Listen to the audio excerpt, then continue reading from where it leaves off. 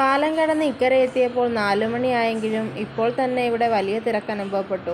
അങ്ങനെ ഞങ്ങൾ നടക്കുമ്പോഴാണ് ആ കാഴ്ച കണ്ടത്. ഒരു കൂട്ടം സന്യാസിമാർ ശിവലിംഗവും അതേപോലെ തന്നെ ദേവീ വിഗ്രഹവും കൊണ്ട് ശ്രീചക്രത്തിനടുത്തേക്ക് വരുന്നതായിരുന്നു അത്.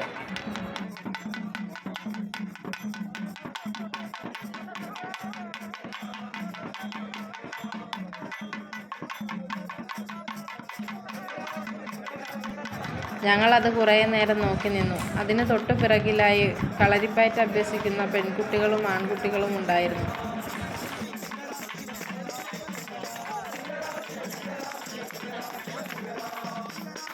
സമയം 4 മണി കഴിഞ്ഞിരുന്നെങ്കിലും നല്ല വെയിൽ തന്നെയായിരുന്നു കേട്ടോ. ഞാൻ പാറുവിനെയും കൊണ്ട് ഒരു പന്തലിനുള്ളിൽ പോയിരുന്നു. ഒരു സൈഡിലിരുന്ന് അവൾക്ക് കുറുക്ക് കൊടുത്തു. ഇവിടെയാണ് ശ്രീചക്രം സ്ഥാപിച്ചിരിക്കുന്നത്. ഐശ്വര്യവും സമ്പത്തും പ്രദാനം ചെയ്യുന്ന അതിശക്തമായ താന്ത്രിക യന്ത്രമാണ് ശ്രീചക്രം.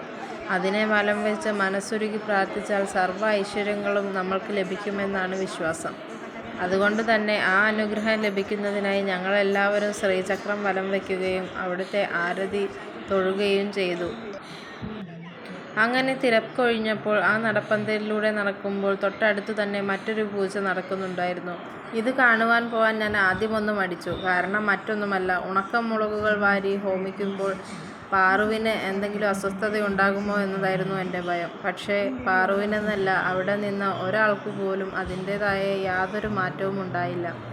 നമ്മുടെയൊക്കെ വീട്ടിൽ ഒരു മുളക് തന്നെ അടുപ്പിൽ വീണാലുള്ള അവസ്ഥ നിങ്ങൾക്ക് എല്ലാവർക്കും അറിയാമല്ലോ. ഈ പൂജകൾക്കൊപ്പം തന്നെ ഇവിടെ മെഡിറ്റേഷനും യോഗയും നടക്കുന്നുണ്ടായിരുന്നു. അതിനായിട്ട് ഒരുപാട് പേര് അവിടെ വന്നിരിക്കുന്നത് ഞങ്ങൾ കണ്ടു.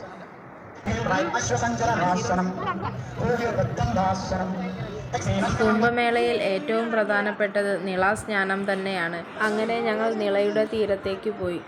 പക്ഷേ പാറു കയ്യിലുള്ളത് കൊണ്ട് തന്നെ ഞാൻ മുങ്ങിയില്ല.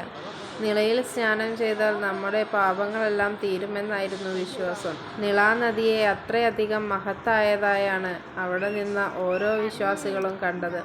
ചെരുപ്പിട്ട് നിളാനദിയിലിറങ്ങിയവരെ വളണ്ടിയർമാർ മാറ്റി നിർത്തിയപ്പോൾ തന്നെ അതെനിക്ക് മനസ്സിലായി. നിളാനദി അത്രയധികം പവിത്രമാണെന്ന് മനസ്സിലാക്കി തരികയായിരുന്നു അവർ. ഇതെല്ലാം കഴിഞ്ഞ് വലിയ തിരക്കിനിടയിൽ ഞങ്ങൾ ഉന്തിത്തള്ളി നിളാരതി കാണാനായി എത്തി. അപ്പോൾ ഉന്തും തള്ളും നിറഞ്ഞ നിളാരതി കാഴ്ചകൾ അടുത്ത വീഡിയോയിൽ കാണാം. ടാറ്റാ.